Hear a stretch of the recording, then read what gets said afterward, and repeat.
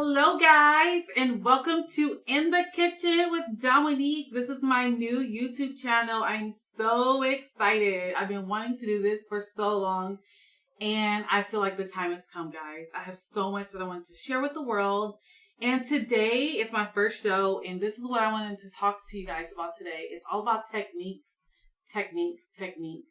How to chop things appropriate for whatever dish that you're making.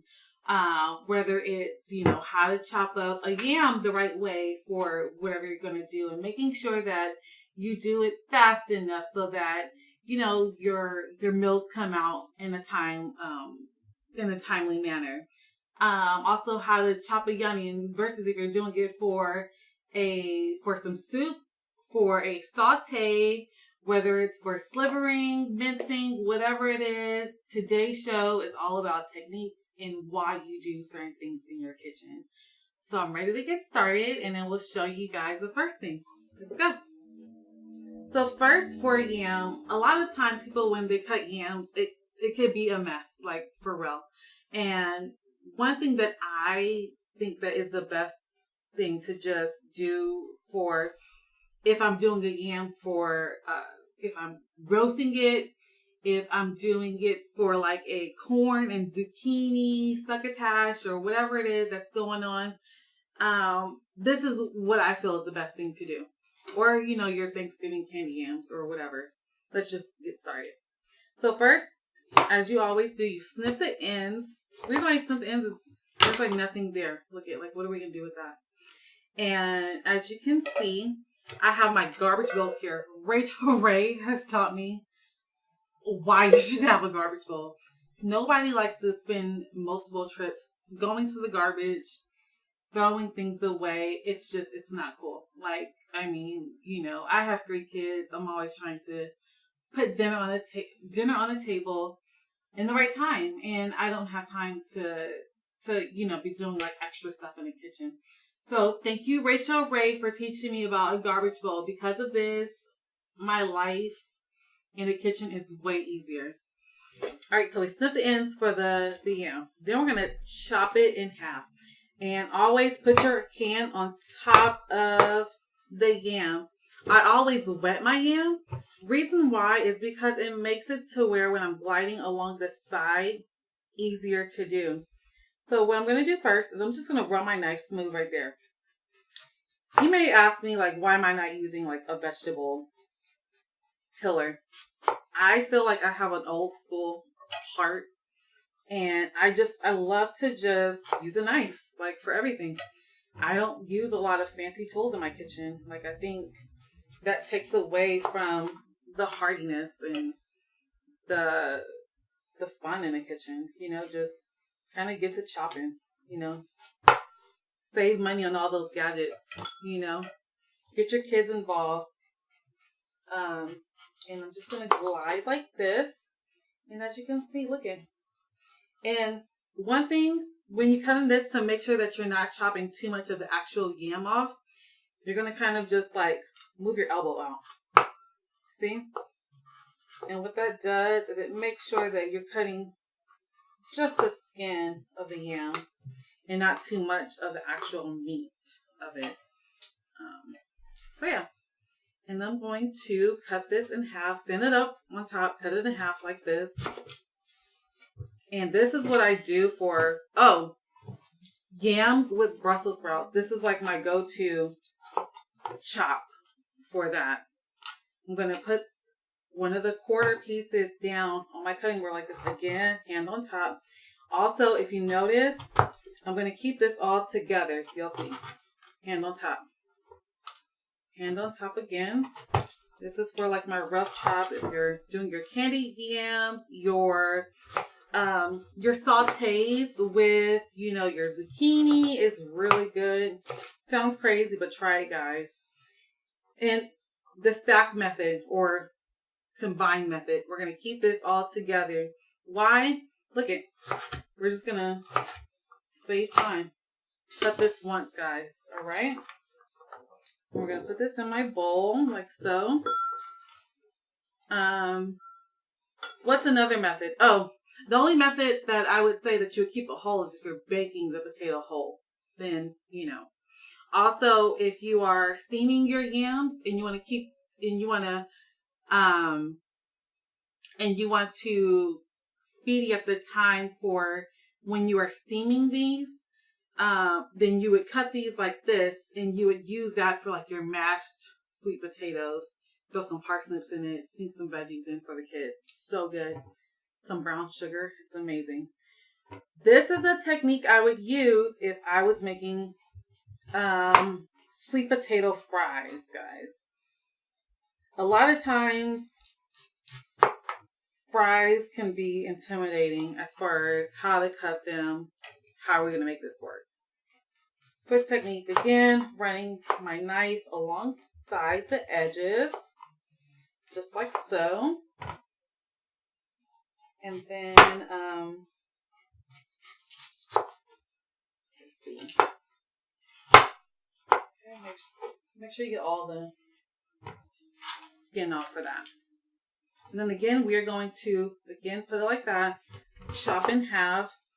For this one, what makes it different is that we're going to take our quarter piece and we're going to stand it up vertical. These vertical, right? Horizontal. Vertical. Okay, yeah. Vertical. And then we're going to put it again like this. And then, again, the stack method, we're going to kill multiple birds with one stone. Alright, guys, so see, we have it like that. And we're just going to run our knife like this. And you want to make sure you thinly cut it do as thinly slices as possible for these. I like to keep them long. Some people like to, cut them again. But let's keep them long. Nobody likes short fries. I hate short fries.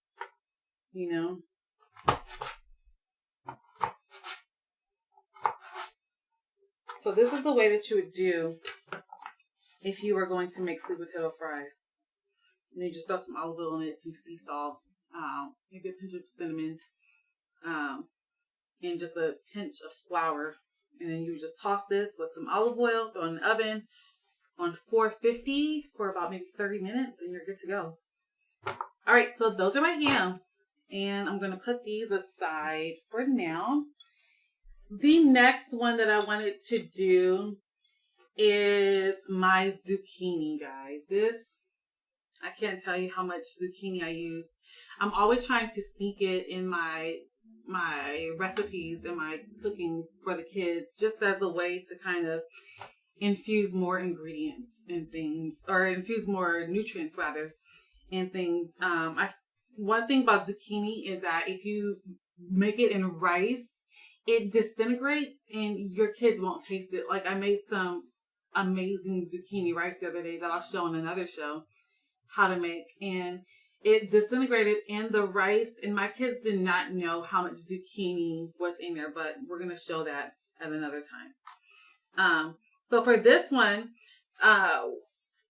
when you're making sautés, or if you are making stir fries, or if you are doing any kind of just like simple stir fry with other veggies, what you want to do is you want to keep your mind on the sliver. Again, rough chopping the ends. Those are no good. There's nothing there. Tossing them in our garbage bowl. All right, so why do we sliver? The reason why we sliver is because we don't want to cook our veggies all the way down. We want to make sure that there is some sort of, that the veggie contains the same shape that it did before we put it in our sautés. If you're going out to like a Chinese restaurant and you get like any kind of stir fry, you notice that all the veggies have like the same sliver. What that does is it makes sure that every veggie is cooked through consistently and evenly. If I mince a veggie and I add it to a sliver saute, what's going to happen is the minced veggies are going to cook way faster than the slivered veggies. And that is going to ruin your meal like that. Just don't even bother. So again, sliver option We're going to stack these like this. Again, hand over curl. And then we are going to just run a knife through it like this.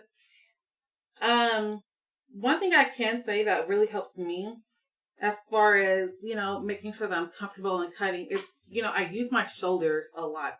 A lot of people, if you notice, like if I'm cutting like this and I'm using my elbow, what's going to happen is that it's not going to cook, or it's not going to cut rather, the right way. I'm going to use my shoulder. Again, tip of knife to the board, and then just squeeze my shoulder. That's going to make sure that it cuts all the way through. This is a sliver, guys. This is amazing. Good for like dipping in your hummus, whatever it is. Now to the cubing or mincing of the zucchini. The best way is we're going to cut the halves in quarters, guys. Stack method again, killing multiple birds with one stone. And then, instead of leaving it like that, we're going to run it like this. This works if I'm making like, let's see, if you're making some sort of like sauteed soup, or if you're putting this in like a pasta or something. If you are sauteing this with some squash, what you want to do is you want to space out your cutting a little bit more, and give yourself like whole things. Zucchini and squash, they cook so fast. There's so much water and liquid in them. And the worst thing that you want to have is a soupy consistency when you are having your sauteed veggies, just like on the side with like some fish or chicken or whatever it is. You want to keep those in more of a chunk instead. So yeah, I'm gonna grab a bowl, put this in here really quick.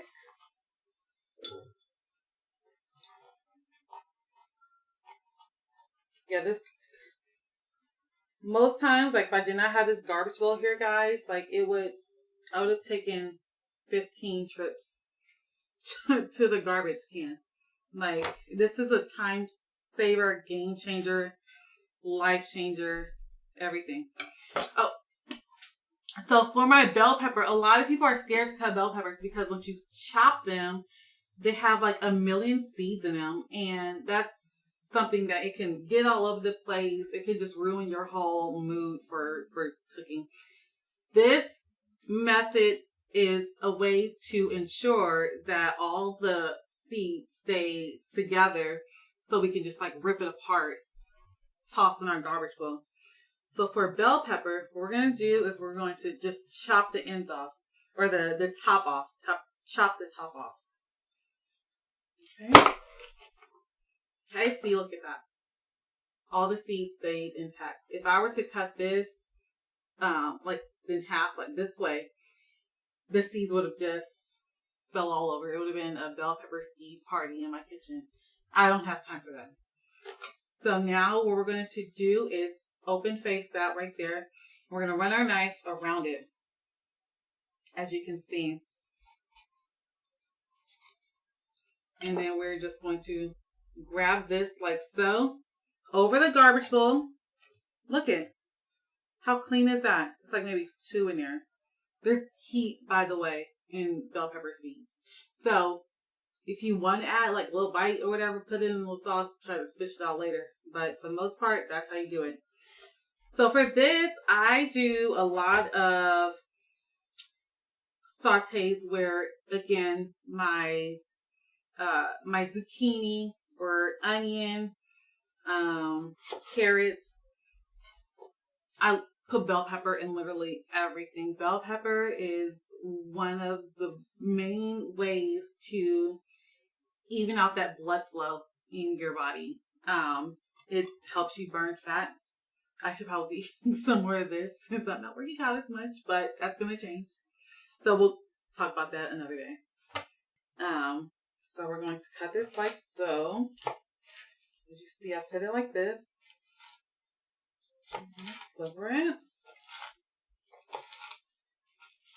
You can put, a lot of people don't have A lot of people have a beef with bell pepper. And what it is that they don't understand the taste or the texture of it.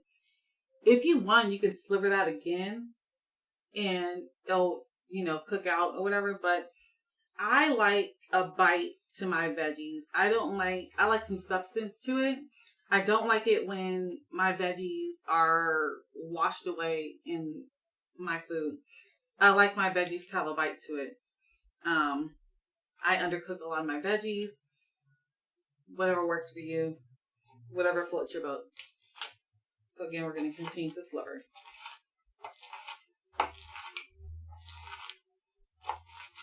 Again, slivering for like a saute. What else? I'm trying to think what other things I sliver my bell pepper for.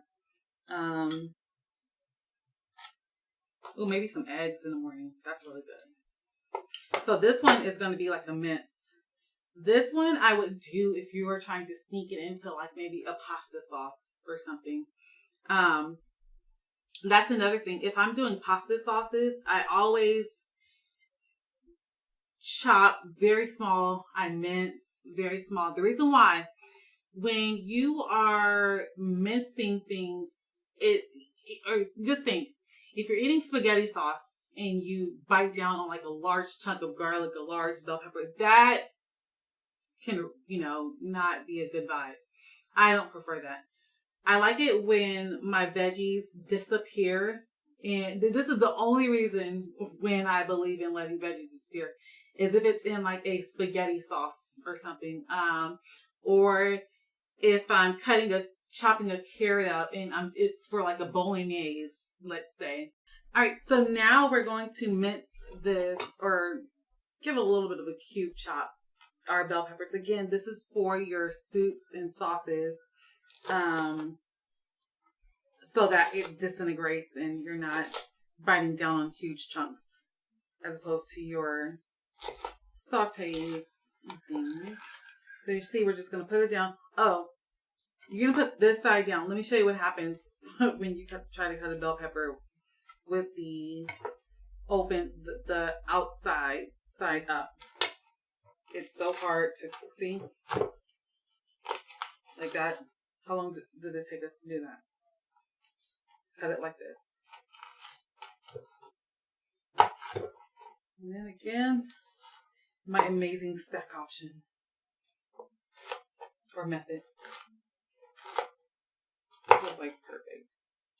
Sneak these into your spaghetti sauces. It adds like a little sweetness and something extra to your sauces. I'm going to put that aside. And then next we are going to do our carrot and celery. We're going to do that together. Why? Because I feel like carrots and celery, they just go together, They're like boo things, Like wherever you see carrot, you're probably going to see celery.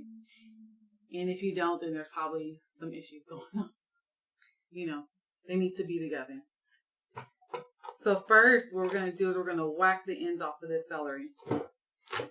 And let's talk about why we're doing things separately to these two different, or to our carrot and celery rather.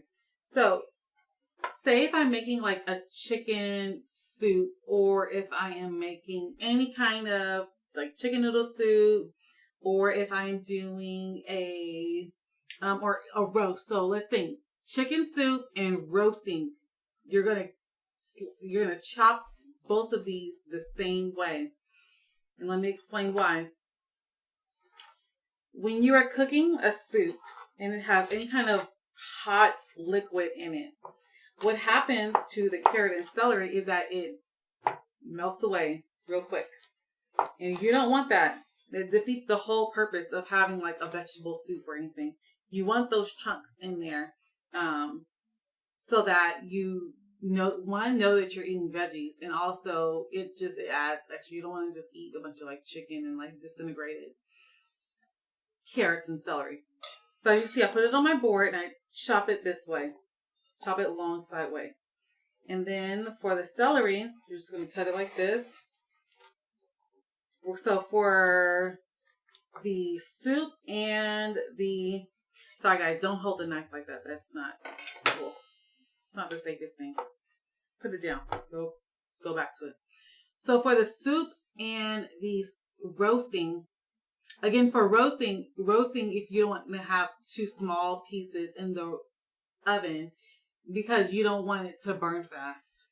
So what I do is I like chunks. And what I do is I cut it on an angle. Why? It looks cute. Like, I mean, it looks cute. There's no real reason why. It looks cute and it looks like it's just, again, no real reason. You just do this like this. See? Chunks. Again, cut them together, save you some time. And throw that away, little funky ends. So this right there is perfect for if we are going to roast or for soup. Alright, so as you can see, I cut this in half. Again, we're going to put this right here, show you something in a minute with that in a second. This is for your sauces and your bolognese, pasta sauce, whatever it is. We're going to chop it like that. And then we're going to run our knife to cut it really small. Really, really small. We don't want big chunks in our sauces. Okay?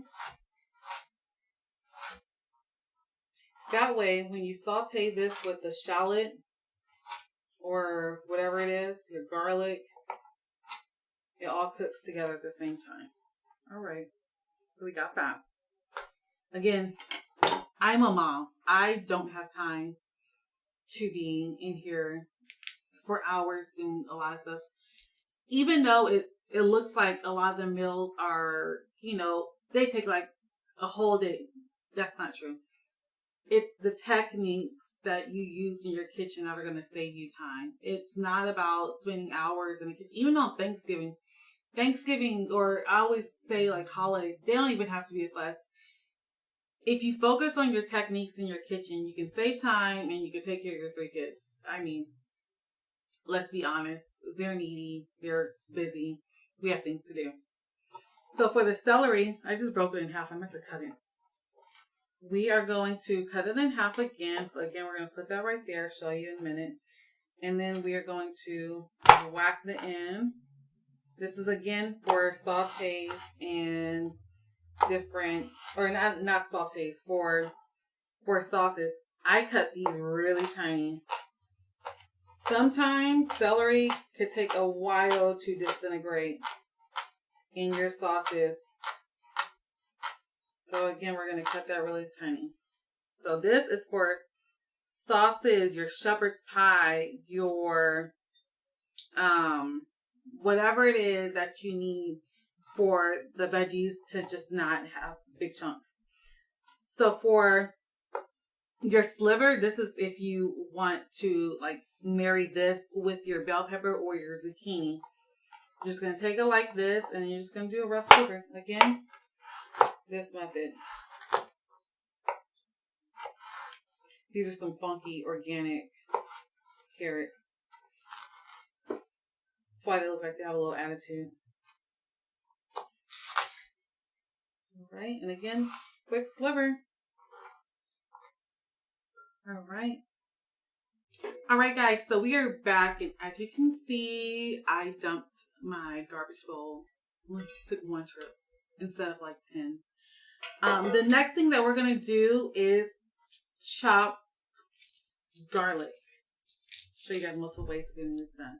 As you can see, sometimes garlic is like one of the last things people like to do because it's all this peeling and layering. But if you have a garbage bowl, you just peel it over there just in case any of the peeling comes apart.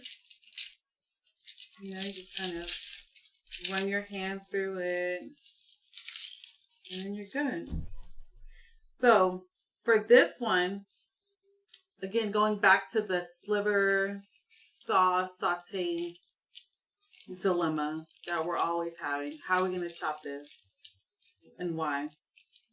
So I'm thinking that the first thing I wanted to do for this one is to show the easy way to peeling a garlic clove. So we're not spending all day peeling it. We're just gonna break this apart. Just break it all apart right now. Okay. Let's get familiar with some garlic. Throw that into it. All right. So we got it all broken apart. And let's say I am making spaghetti sauce. I always go back to spaghetti sauce. I think you can tell that's probably one of the number one things I make all the time. It works good for me and my husband, and it works good for my kids. So what I do in order to take the peel off the fastest way, the easiest technique that I love to do is just put the garlic clove on the cutting board and give it a good whack. And then boom, we're open. Over the garbage bowl, not the garlic bowl, the garbage bowl. See how easy that comes off, guys? Right, again, a whack. Let out some frustration. Had a long day. The kids are acting crazy. What else happened? Someone cut you off in traffic. What else happened today? You forgot to have coffee this morning. I don't know. You decide. And you let it out on the garlic. Guys, it works. I promise. Okay, so we have those open. So, say if I am mincing this garlic and I want to, again, the goal, I am a mom. I don't have time to be in here taking one by one. That's not my thing. I don't have time for it. I want to mince these up, but I want to get them all done at the same time. You can do that. But you just put them together like that. And then you give them all a rough chop first. Again, shoulder helps you get a fuller cut. Just keep running the knife. Again, bring it together. Run your knife like this. And look at how this mince is coming together. Again, you just bring them all together instead of cutting it one by one. Okay.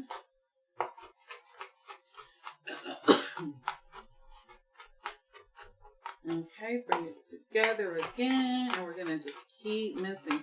Look how fast that came. We just minced 3 cloves of garlic at the same time. Imagine if we were to do one by one. I mean, who does that? So we're gonna put that aside again.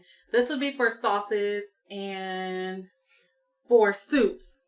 Sauces and soups. Again, when you are eating a soup, the last thing you want to chomp on is a big piece of garlic or onion. Smaller for soups and sauces. And then we want to do rough chops for sautés. The reason why I do rough chops for sautés is when the garlic hits the oil, most of the time you run the risk of the garlic burning. So you want to just give it a rough chop, maybe put it in the oil for a little bit and then take it out so it doesn't burn with other veggies. The goal for sautés is that you infuse not that much flavor in your veggies. Again, you want to taste the veggies, but then you don't want to, again, chomp on large pieces of garlic. So for that one, what I would just do is just keep it simple. Again, knife over the garlic. Give it a whack. And then, again, like that. Garbage bowl. It's my best friend. And then we're just going to give it a quick peel. Oop, it's wine. Oh well. Okay. Just grab it later. Like that, like so. And look at how easy that just comes up. It just like separates. Okay. So for this one, what I would do, just give it a rough chop. Just like that. That way you can fish that out later. Out of your oil. Ew. One of my favorite things to do. say if you're doing your breakfast potatoes, and you are sauteing some potatoes and you want them to brown up a little bit, but you don't want to, again, run the risk of the garlic burning.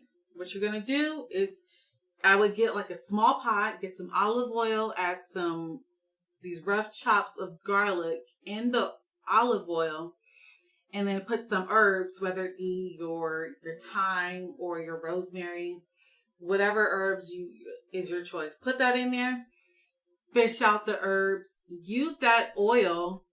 Oh, and it saves you so much on having to overly use salt and preservatives for flavoring if you just infuse your oils with just like rough chops of garlic, thyme, and rosemary, whatever it is. Okay? So we have that, guys. What we're just going to do is just put this in our bowl. And then we're going to cut an onion. A lot of people don't like cutting onions for obvious reasons. It makes you cry. But there's like all these myths about if you put them in the refrigerator, or if you flash freeze them for like 30 minutes, then it'll make you cry less. I don't know. I haven't really. Maybe putting them in the refrigerator for maybe like the day before works, but technically you're really not supposed to put onions in the refrigerator. You're supposed to keep them out room temperature. I don't know exactly which way works best. I deal with it, and I just handle the onion. Okay? So for an onion, what we want to do is we want to whack the ends off. Again, there's nothing there. Nothing useful. Sometimes you gotta maybe pierce it and then run your knife around it, and then it'll come off. Okay, like so. Garbage bowl. And then you're gonna run the knife like that around it. That way that peel comes off faster. That we don't need. So if we are doing a saute with some bell peppers, some slivered carrots, some zucchini, whatever it is, or even rough chopping it for a roast in the oven. You do a sliver or a rough chop. So first we're going to do a sliver. Okay?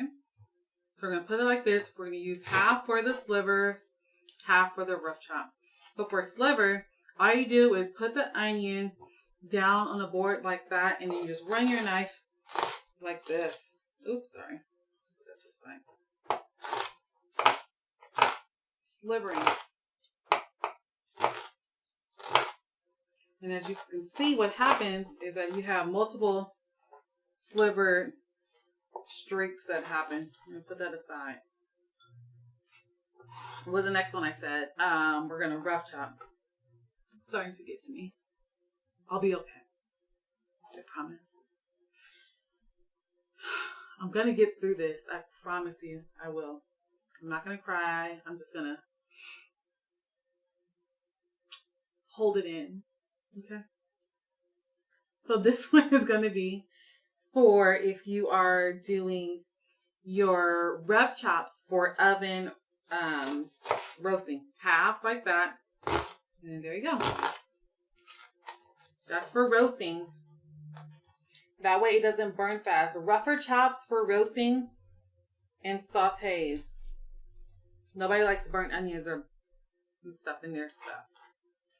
This one is going to be the mince method. This one is going to be for sauces, for spaghettis, and things like that. So that it disintegrates in your sauces and also for your soups. So sauces and soups, you mince your onion.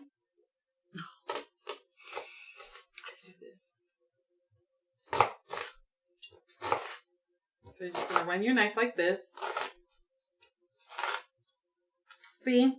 It doesn't work. I put this onion in the refrigerator, I swear. And I'm still crying. But I'll get over it. And then you run the knife again this way. This way, it gets lost in the sauce. Oh, I like that. We got to write that down, guys. Lost in the sauce. It's another thing. We got to coin phrase if we can. So as you see, these are really chopped up small, and then we're good to go. So we got a lot of stuff done today, and I hope all this information you're going to use, because I put my heart and my soul into this, and my eyes are going crazy right now. This was a juicy onion, but it's okay. I hope you learned a lot on today's show, and I cannot wait to see you next time. And please let me know whatever you need, and I hope that all these techniques are going to be things that you use in your kitchen. Have a great day, guys. It was exciting. Bye.